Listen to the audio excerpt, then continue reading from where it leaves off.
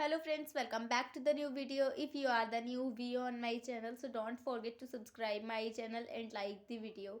So today's video title is uh,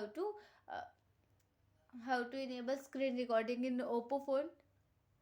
So let us start our video. Firstly, you have to move up. You have to see here many app icon. You have to click on the firstly setting icon.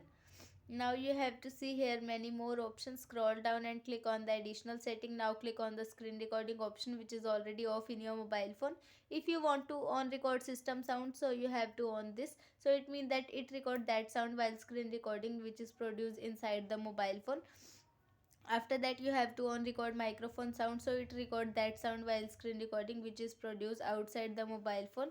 After that, if you doesn't want to sorry if you want to show front camera and screen touch is option while screen recording, so you have to on this. In this way screen recording is enabled. So I hope this video helps you, so please subscribe my channel and like the video. Thank you so much for watching our video.